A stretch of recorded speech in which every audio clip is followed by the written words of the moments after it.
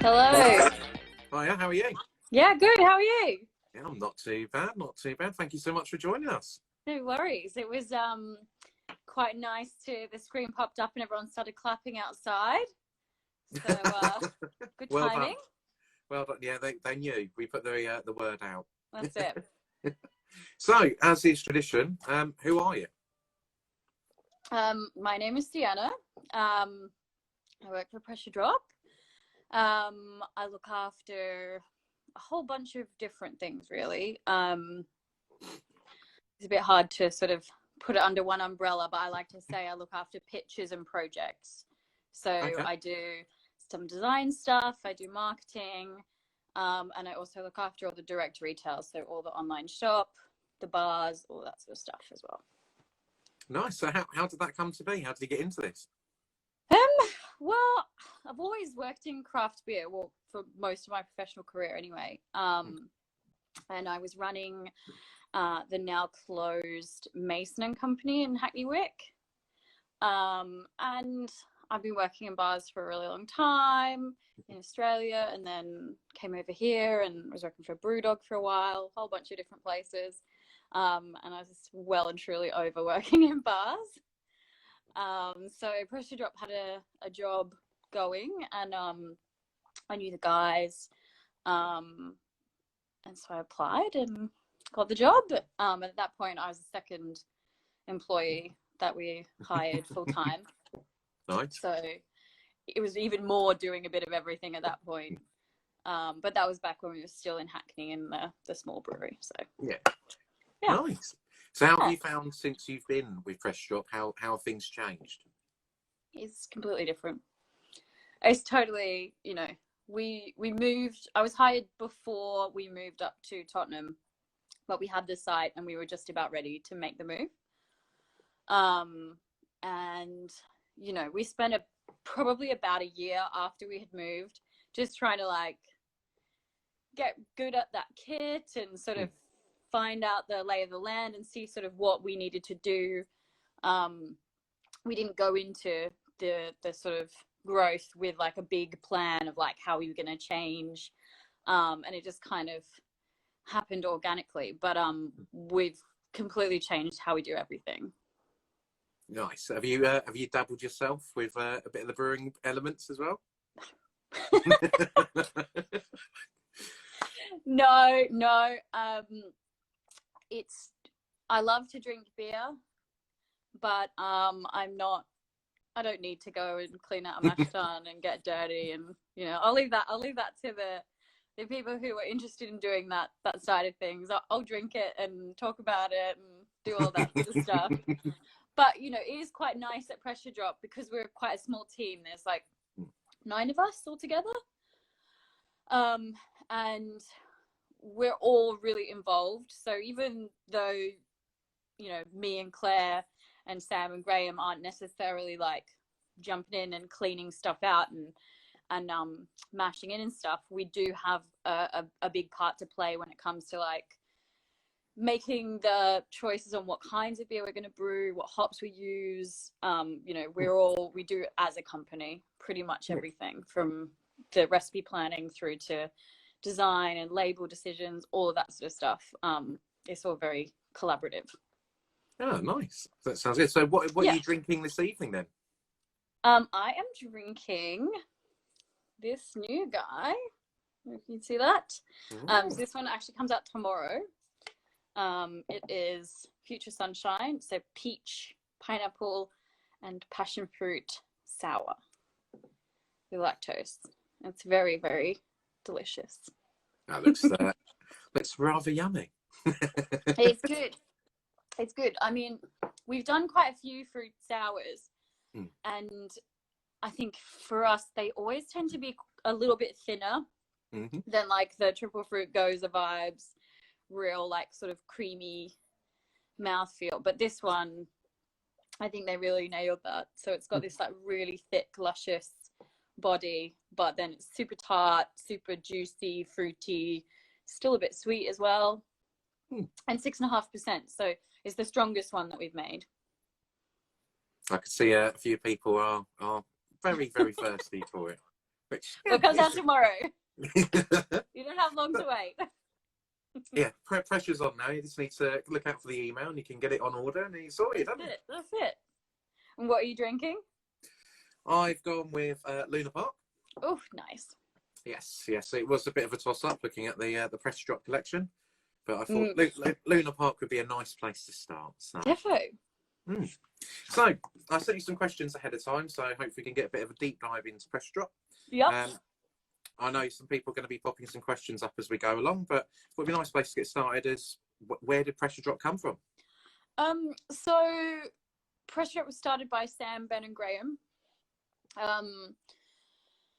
Sam and Graham were friends from high school. They went to school together, not in the same year, but at the same time. And, you know, had quite successful careers in other industries. Sam used to work in the city for banks, doing sort of project management in the IT departments. And Graham was a self-employed gardener and had a bunch of other businesses. Like he used to teach people how to use Photoshop in the 90s. Nice. Back in the day. Did he start in the 80s with paint? Probably. Just work his way up. But they had decided between the two of them that they would like to start a brewery and do a big sort of career change. And so Graham had taken some time off and he did an internship or some work experience at London Fields Brewery. And that's where he met Ben. So Ben is an engineer by training and he was working in the mining industry and oil industry out in Sierra Leone and Australia. And he had come back to the UK with quite a nice little nest egg from all his time working offshore. And so he met Graham at London Fields. They were both doing work experience there. And so then the three of them got together, pooled their funds, and next thing you know, we got Pressure Drop. Do you know where the name came from? I mean, we're definitely not named after this song. Like, I wouldn't say we're like, oh, we're the reggae brewery. We love Trips into Maytown so much. But if that song didn't exist, we probably wouldn't be called Pressure Drop. I think it's kind of the thing where, you know, they had so many names and, you know, it was just like, okay, we just need one that we can all agree on. And they like the sound of it. Well, that's fair enough, isn't it? Yeah. So no like deep story. I'm kind of glad though, because one of like the other finalists' name was Smith and Fettel, which just I can't imagine Pressure Drop being called that. No, that's a bit either old cask or a legal firm. Yeah. That's that Citibank days shining through with a name suggestion like that. Talking of names, Hayes Crusades just asked, what's the story behind the name of Ida for your sour? Love it. And also, when is it back? Well, so when we first started doing the sours, we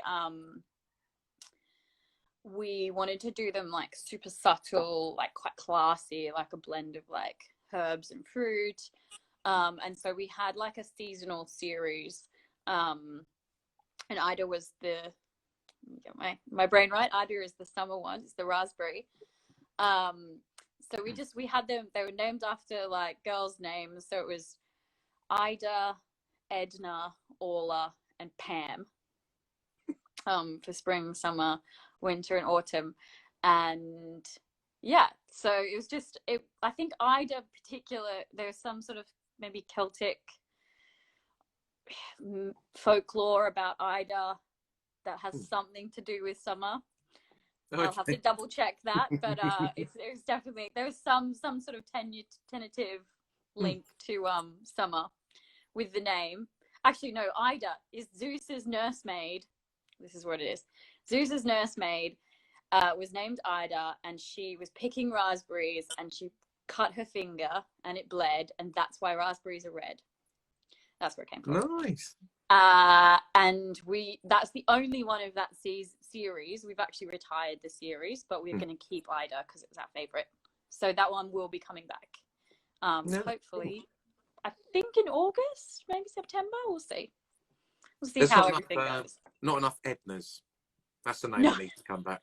Strong name. It's a good one. What was the first beer that that Pressure Drop spent their time to get out there then? I mean, it's the first beer that they brewed was a beer I had to double check with the boys. It was a beer called I'd Rather Jack. It was a pale ale. I'm not too sure where the name came from. I think, well, Graham's son's name's Jack, so it's probably something to do with that, because he was born just before he would have been a tiny baby when Pressure Drop first started. But the second beer we ever brewed was Wu Gang, which is obviously still going. But I think the first beer that they really put out there was actually Pale Fire, but it probably was very different to what it tastes like now. I can imagine. Yeah. These things, they have to evolve though, so you know, it's that makes absolutely sense. Absolutely. Wendy says hi. Hey Wendy. We love Wendy. I miss actually like seeing everyone face to face when you used to pop into the brewery all the time. Yeah, well, I think that the majority of us discovered Pressure Drop through Wendy being a closet dealer for a short term. It's so funny. People would be like, Wendy will ask me questions because people ask her instead of asking us. Well, it's probably a good time to clarify, seeing as we've got you on. Does Wendy work for Pressure Drop? No, she doesn't. People. But she's an honorary staff member. She can park in the staff parking bay. Absolutely, anytime. So, if we were to look at Pressure Drop, what would you say is the ethos of Pressure Drop? What separates it from the other breweries? That's a really tricky question. I guess Pressure Drop, what separates us is it's a tricky one. I think what is so great about Pressure Drop is that we are very ambitious to be the best brewery we can be, but we're not ambitious to be massive. So we quadrupled in size to the brewery that we're in now from when we were in Hackney, but we're still pretty goddamn small. And we don't really want to get much bigger. Yeah. You know, we might get another couple of tanks, maybe, but you know, we want to have a great working environment. We want to have a team that, you know, we can all hang out and get along, and it's just you know, sat around one little table. Yeah. You know, and so we definitely don't. We're not as aggressive as a lot of breweries. I think people often think that we're maybe a lot bigger than we are, which I think is actually kind of flattering, because I do absolutely think that the quality of what the boys are brewing and, you know, everything that we do, we try to do to the absolute highest standard that we possibly can. But yeah, it's just a handful of people. I think Chris kind of has put a very poignant point there. He's always amazed at how many beers actually comes out of Pressure Drop, considering the time. And it's a word as well that Wendy and Ellie, Hoppy Raptors, put as well, which you're commonly known by is a humble brewery as well. So yeah, I mean, yeah. I think though, there's so many breweries, and you know, the industry can be a bit like shouty, can be a bit laddie, and that's just not something that we want to be. You know, we love beer and we love what we make, and we think it's really good, but we also think that it speaks for itself. So, you know. I think that's fair to say. So what's the worst brewing error that you've seen in your time with Pressure Drop? Well, this was a tricky one, because they don't really make mistakes, do they? I had to ask Ben about this, because I don't necessarily see that kind of thing.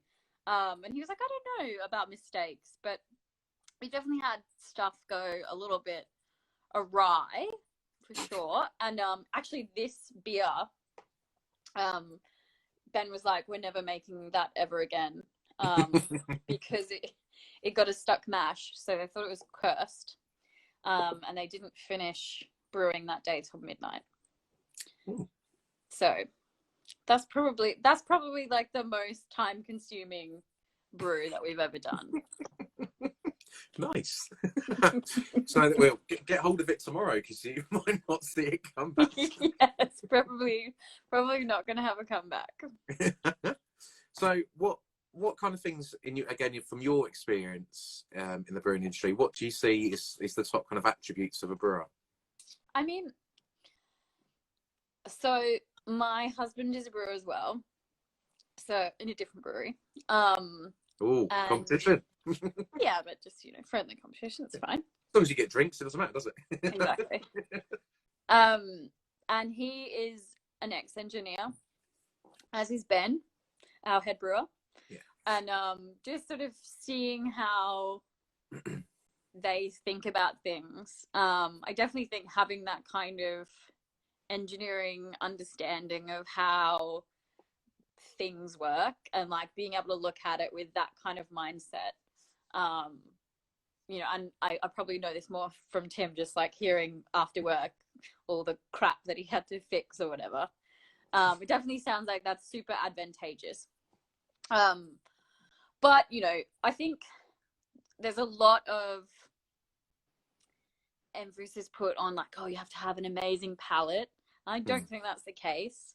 I think you have to have a strong understanding of how stuff works, and you have to be surrounded by people who can give honest feedback. Yeah. But to be a great brewer, you don't need to have a great palate, I don't think. So long as you have people around you who do. Nice. I think that's a sound bit, to be honest, because it's something we've been hearing a lot about recently. Sounds really nerdy, but we've been going into palettes a little bit. But hey, no, thank you for that. We've just had Mouthfeel has just asked, how much is the brewing schedule impacted by the current situation, and any plans in the pipeline for once this is hopefully all over? Sorry, so I could actually see the rest of the question there. So remind me what the start of that question was. Sorry. How it's been impacted by the current situation. Yes.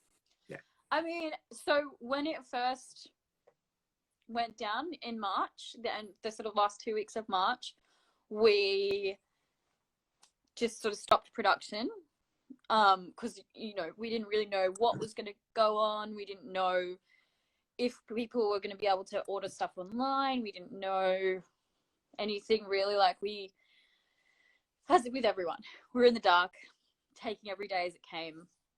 But we just stopped producing new beer, just for like 2 weeks, I think, maybe even a week and a half. Just that felt like the right thing to do, because we had a cold room full of stock and all the pubs were closed. So, but we were quite lucky in that we have an online shop, which I've been running for over a year now. So we were able to kind of scale that up and deal with the demand, which thankfully came through pretty easily. So as soon as we sort of saw that things were ticking along, and we were like, oh shit, we've run out of beer. So we kind of ramped straight back up.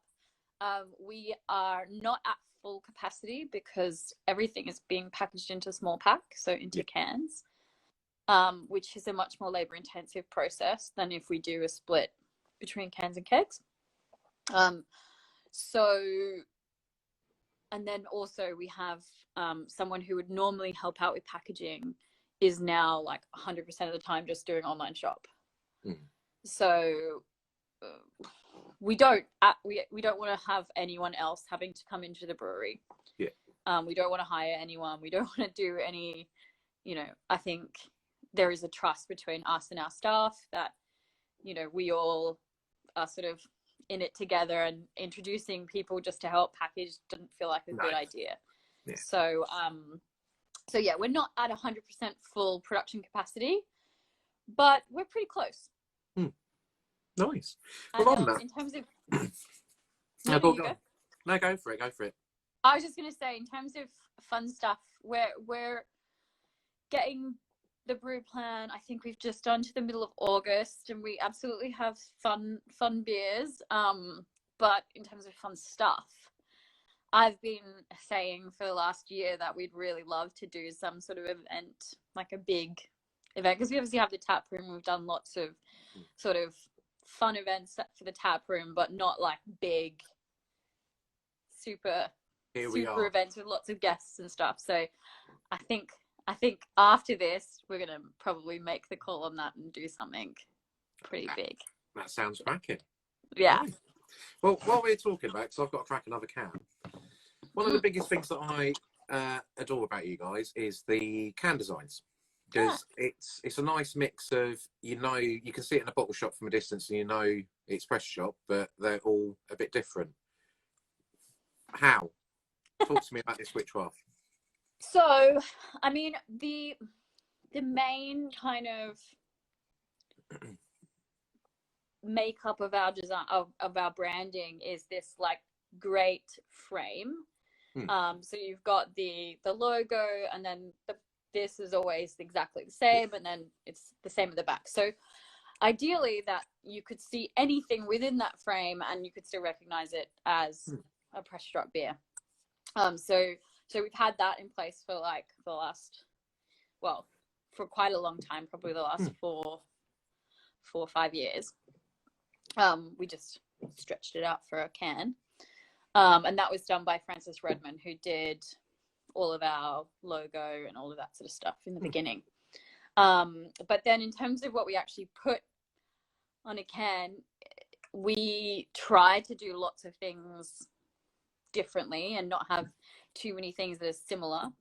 We absolutely have like some themes, like mountains, flowers, swimming pools. There's probably a few more. Don't get me started on the swimming pool one. Well, every time you guys do a Q&A on your page, please bring back 50-meter badge. I need more.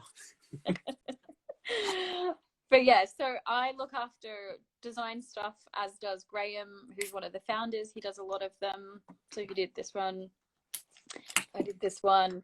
And then we also work with artists. This one's collaboration with a woodcut artist from America named Sean Star Wars. It's very cool. Look him up on Instagram. So yeah, so just a real mix of commissions and then random stuff from me and Graham's brains. That sounds good. That sounds good. I look forward to rugby is even more popular. we did have a few requests for that. So that one is a weird one. Like a bunch of the guys, so Claire, who does sales, and Sam, one of the other founders, are really into football, but it just completely goes over my head. So that was an interesting label. There was a lot of weird back and forth about that, but such a great name. Oh yeah, definitely. And it was a great beer and it was a great can. But yeah, rugby's better. Anyway, this is about beer, so we'll push on. So, is there any particular can that sticks out in your mind? Have you got a particular can design that's, if you could have it blown up and put on a wall, you'd have? Yeah, I mean, I think that my favorite one that I've done is Dream Life. Oh, nice. And to be honest, hang on, I do have it framed.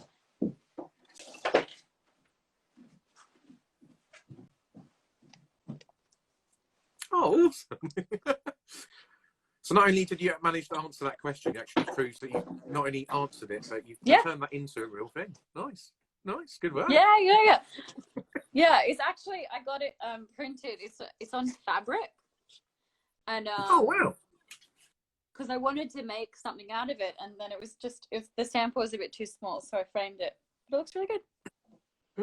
Yeah, it's a bit small for a scarf to go out with, to be honest with it. Yeah.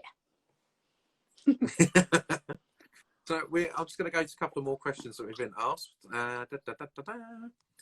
Griff Grams asked, how are new beers developed and how do you decide on what they are going to be? Well, we basically fight about it. Not really. We try to do like a big plan session at the end of the year, and we kind of do a rough roadmap of how many IPAs we want to do, how many pale ales. Like, we put slots aside for weird shit and wild cards, collaborations, but we kind of just sort of plan out. We know how many times a year we can brew, and then I think that's something that was we've only done this the last couple of years, and it's been actually really, really useful just to kind of take a full year view and go, what do we want to do? What would be the ideal? What's the dream? And then you can kind of work back from there. And I think that's the best way to do everything. You know, what kind of brewery do you want to be? And then you go, okay, well, how do we get there? Well, you make this kind of beer, really that kind of beer, you collaborate with these people. Yeah. That's supposed to be really good on so we do that at the start of the year. Yeah. We do that at the start of the year, and then every couple of months we'll key into that a little bit closer. And then Ben will take the sort of style loose plan, and then build a recipe or build, you know, a schedule that he thinks would work, and then he sends that to the rest of the gang, and we sort of will make adjustments. Usually we'll just, at that point, it might be like, okay, well, this one should be a new beer and that should be a rebrew, just to sort of spread out the new beers, and then we brew them. But you have to work quite a bit in advance, mainly because of the labels, which is annoying. Do you have like designs in mind, and then that would work with that beer, or does it work the other way around? You've got the beer and you go, right, this is what we need for this kind of beer. I think it works both ways, and it works, like, I do things differently to how Graham does them as well. So, like, quite often I will design something with a type of beer in mind. So, like, welcome to the internet. I was like, this can only be on a dipper. Sorry, and it's going to be called this, and it's done. No one has to input. It's finished. Just because it was so kooky that it didn't really make sense for it to be on anything other than a dipper. But then we also have designs that we just have in a file, and you know, it might be, oh, everyone likes that, but there's not a beer that kind of works for it, so you have to wait its turn, and then eventually someone will be like, oh, what about that label? Perfect. Was the can design for just an excuse to get the cute dogs on, or is this going to be a thing we're going to be talking about in a year's time? Of, do you remember that year-long thing Pressure Drop did with the dogs?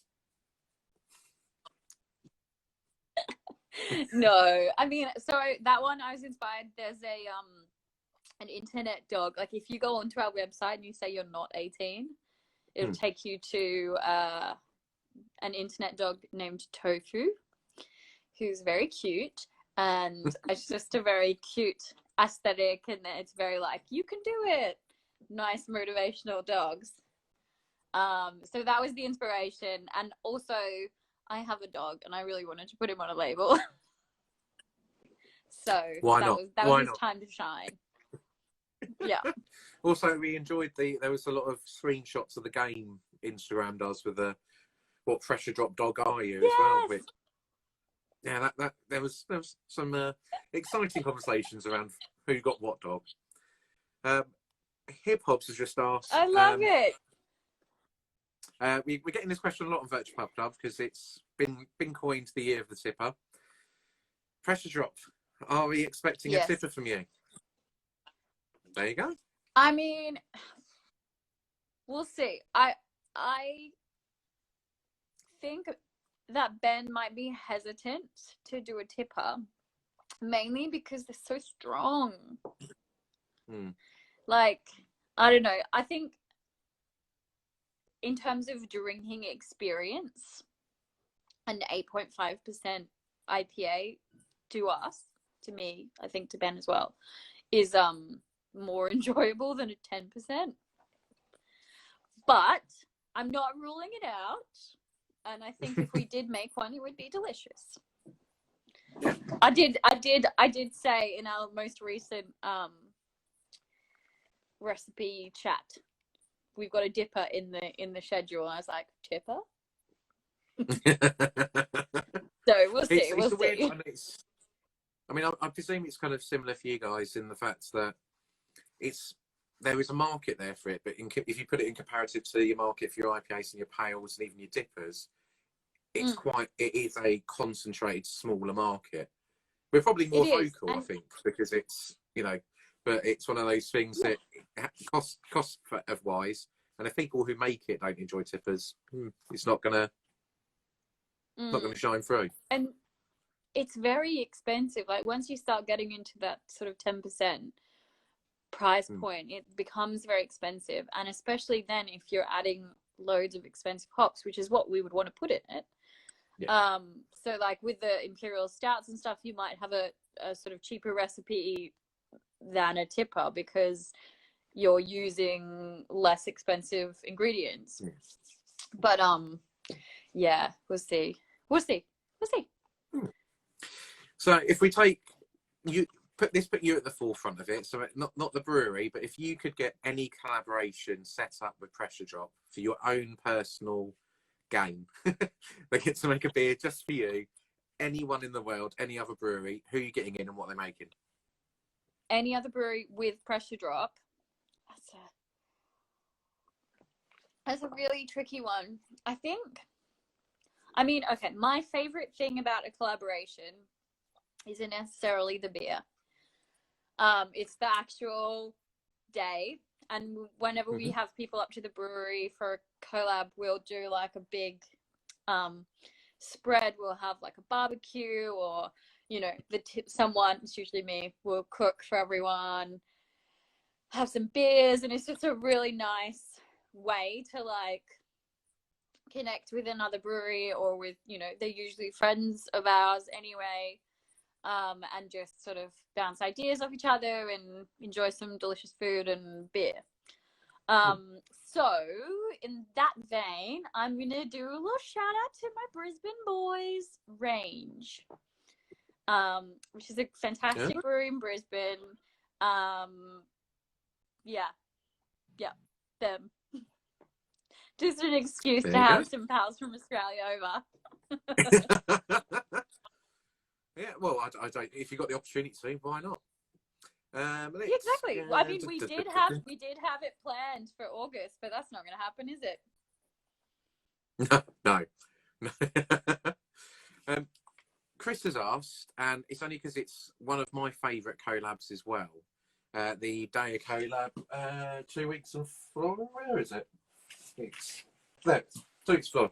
Is ever plans to revisit that? Yeah, I mean, we definitely had, just before the lockdown was happening, we had been speaking to Daya about doing a return collaboration up at their brewery, but that's obviously on hold as well. But yeah, I'd like to see that one back because it was really good. Yeah, it was. Yeah, that was naughty, to be honest. That was one of, I'll crack this, see what it is. Oh my goodness, I need to go get some more because that's gone in far too quickly. What was that, like cryo citra mosaic? I can't remember. I stupidly glue them down so they don't fall down every time I open the door. But whatever it was sex in a can. It was lovely. So we'd happily have that one back home. So if we put lockdown aside for a bit, which is a nice safe space to be, what's the hopes of future plans for Pressure Drop? Where do you guys envision yourselves going? I think we started out right at the beginning of sort of the craft beer wave in the UK. And there was quite a period of time where we were like the forefront of the industry. We were the big dogs, and then everyone else kind of grew up and got amazing, and we kind of got left behind a little bit. But over the last 2 years, we've really tried very hard to put ourselves back up there in the forefront of what's going on in beer in the UK, and as one of the top producers. And, you know, everybody in the team has worked so hard just to get better at what they do, basically. And I think I would just like to see that continue. And you know, as I said before, we're not so ambitious to take over the world. Like, we don't want to be in every country. We just want to make the best beer that we can and be recognized for that, I guess. Yeah. And it's tough because, you know, there is a limit on what we can do. We get requests for export all the time that we can't satisfy. So it's tricky. It's really tricky to try and find like where we should be sending beer and sort of what beers we should do with the sort of small amount of resources that we have to make the most impact. But, you know, I think we're kind of headed in the right way. So yeah, definitely small, but correctly run. I think well, we've all seen and know people that have set up businesses that have gone well, very big, very quickly, all the success, but long term, they're back painting again now. So, you know, it's you've got to have some sensibility in that. That's it. And that is such a refreshing thing to work for a company that, you know, doesn't have those like crazy growth ambitions, like growth for growth's sake. Like, can recognize when something is great and when it's like in that sweet spot of like satisfying, enjoyable, not too much hard work, and you know, something really valuable. No, that sounds wise. But I'm going to be mean to you now. I'm going to say that you're only allowed to drink one style of beer for the rest of your days. What is it and why? Lager. It's lager. Because lager is great. And it's great in the sunshine. And it's great in the winter. And it's just great. Lager is great. More people should drink lager. It's great. And it's also, honestly such a recurring theme recently. Particularly people in the brewing, in the crop, keep the saying, so I just love lager. So I called it 2021 year of the lager.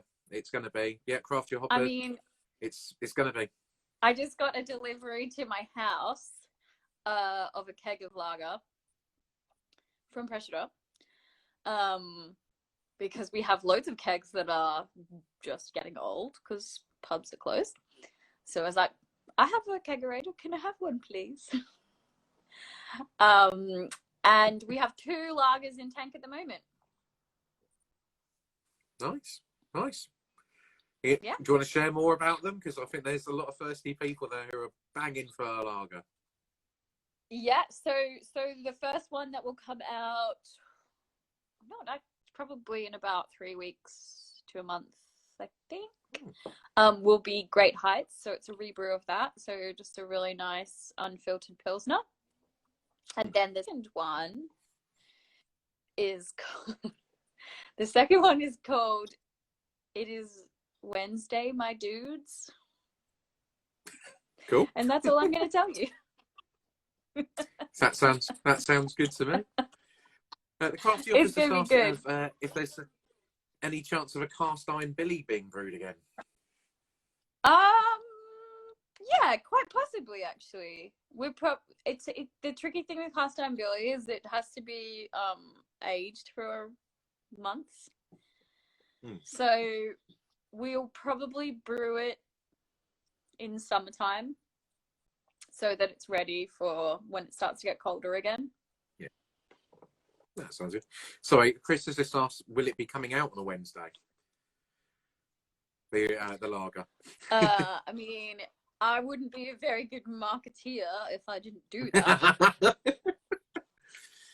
Well, it'd be good to have I guess some really kind of it depends what when day it's of the ready. week it is at the moment. Yeah, exactly. But that can be our reminder. It's like, shit, what day is it? We've been locked in for it's Wednesday. It's out. Good, cool. There you go. You're pointing us in the right direction for a calendar. You can't go wrong with that. Yeah. So what was the last beer that you had that wasn't a Pressure Shop beer that really stood out to you, mate? Recently. Um, I've got one right here. This Ooh. This is, I don't drink many beers from other breweries because I get access to pressure drop beer, super fresh, and it's amazing and delicious. But my husband is a brewer at Howling Hops, and he brought this home the other day, and I can highly recommend it if you like Sabro. It's a Sabro Soft top, stout. Yeah. Called Soft Top, and it's delicious. It's so nice, really fruity. It's like everything that you would want from like a fruity stout. It's good. They did a good job. God, that is a London battle of the beers going on in your gaff, isn't it? It's all right. Oh. It's nice. No, it sounds good, to be honest. Your fridge must be awesome. Yeah. I'm very lucky. Very lucky. Oh, I loved Howling. Well, apparently I loved Howling Hops. It was a night that peaked quite early and finished well. But yeah, that sounds good. So what's taking both? We got was that the experiment out as well? But taking out the PD gaff and the experiment. What's your favourite tap room? If I said here's a ticket, you can go anywhere to any tap room in the world. Where you go? Where's your first dream stop? Ooh.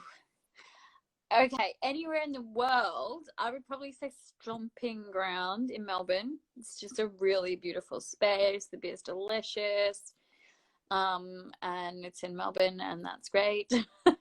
In the UK, I would probably say Daya, just because the beer is so good, and we love Daya, and it's cool, and they're all cool. Aren't they so cool? I'm being totally serious and not sarcastic at all. I love Daya. We've all been ordering Daya online since the lockdown. Everyone at Press Drop. It's a smart way to do it. Yeah. When we had Daya on, there was a lot of feedback, and some of it was this. Theo just comes across as really cool. Yeah. You got to be if you're cracking out hands like steady. Yeah, exactly. It was quite nice being the old fuddy duddy on the conversation for once. So it was that was insightful. So if anyone's clicked on this stream by accident and they're going, what is pressure drop? What would be the beer that you'd suggest them to try? Well, it really depends on, I think, what kind of beer drinker the person is, because there obviously is a beer that a lot of people will recognize instantly as pressure drop, maybe is where they started their pressure drop journey, which is Pale Fire. And that's probably our most beery beer, down the pub, have a pint beer. And it's delicious. But, what's really interesting, I think, there definitely seems to be quite a new wave of beer drinker who probably started drinking craft beer once the New England style was popular.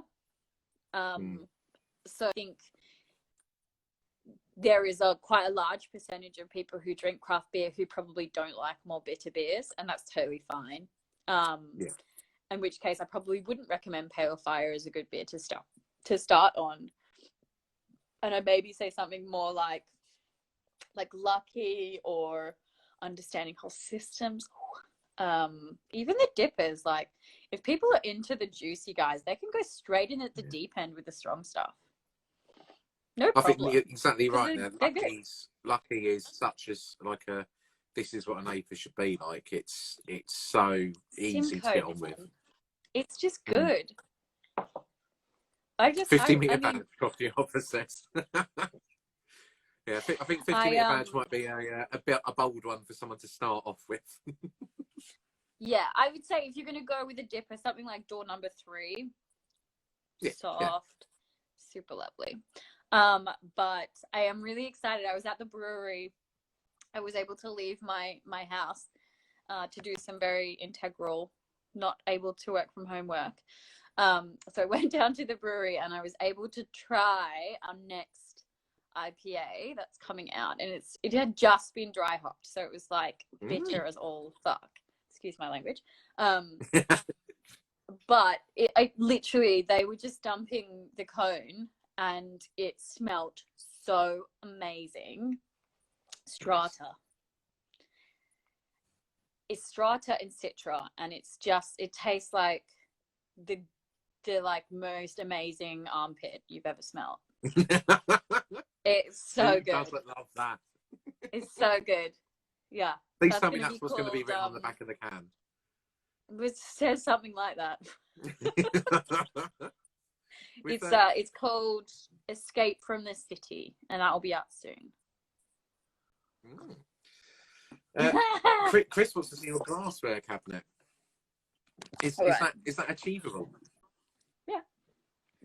I mean, it's quite dark over this side. Can you see? Oh. Nice. Yeah. I mean, I have some old faithfuls that well, we've got a whole other selection at work as well. I know it's one of my favourites. Is my pressure drop. Love it. Glass. I actually really like drinking beer out of these guys. These little wine glasses. They're really nice. And I also, the old Mason and Company glasses. It's like a teku, but more like curvy. I love those. Yeah. Yeah, they're very, very, very swish. And I've got to stop getting glassware. I'm literally running out of space. Giving my son a glass of water the other day out of a beer wolf's glass was painfully scary.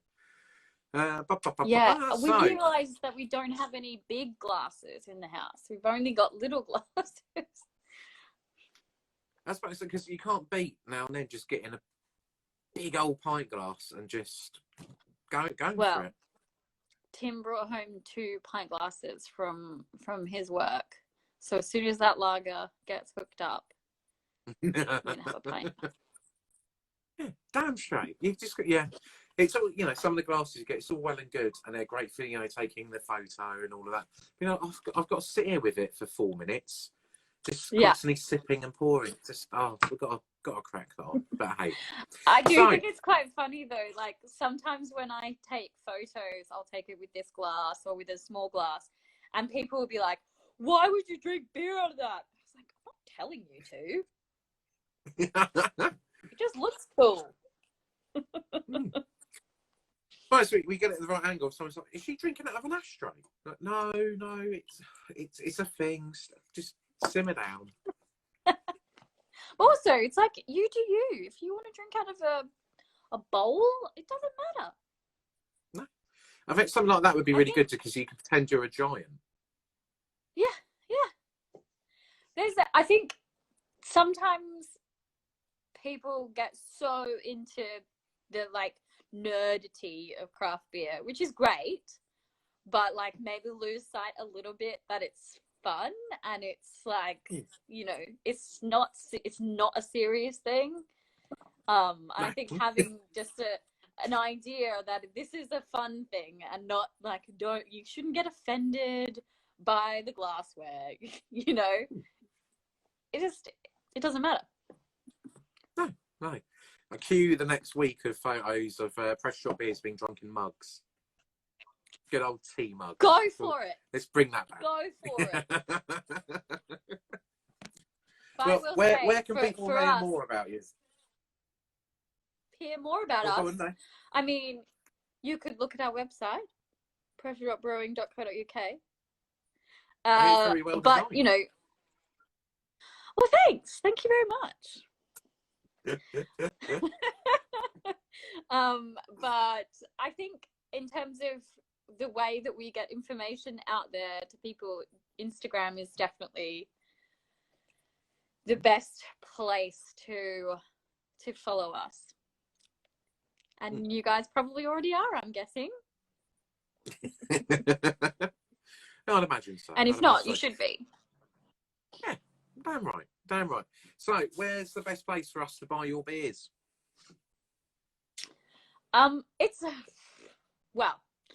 the easiest thing for me to say is from our website, pressure-brewing.co.uk. We put new beers out every week, usually on a Friday, but since the lockdown, it's a bit all over the place. And then, you know, your local craft beer shop, I would say if they don't have us, then you should ask them to. We've got pretty good national distribution, so support your local. Absolutely. Cracking stuff. Well, before I let you go, is there anything you'd like to rant, say, or anything on behalf of yourself or Press Drop? Sorry, can you just repeat? You broke up a little bit there. Is there anything you'd like to push, promote, rant about, either personally or from the perspective of Pressure Drop before I let you go? I mean, no, nothing to push or promote other than, you know, we'd love for you guys to drink the beers that we're making, and I think they're pretty delicious. But also, I guess to say thank you, actually. The response to the coronavirus drama and, you know, seeing people really actually make that switch and choose to order from us directly and continue buying our beer even though they're not getting it from the pub has been really fantastic, and we absolutely need that to continue. So please continue buying beer from us, as well as your local bottle shops. You know, we're still shipping beer out to trade as well. But yeah, definitely a big thank you, because I think more people are aware that they need to support businesses that they want to see succeed in the light of the lockdown. And we've definitely felt that community and the fact that people want us to be around and support us. So a big thank you. Oh, lovely. Well, yeah, thank you. Ellie summed it up nice there. Thank you guys, because of all the stuff you are doing to support other people as well. So yeah, it's cracking stuff. I mean, you know, you got to spread it around, right? Yeah, damn straight. Well, Sienna, thank you so much for giving up your time on a Thursday. No worries. It's been great to chat to you, and yeah, there you go. You get on the order tomorrow.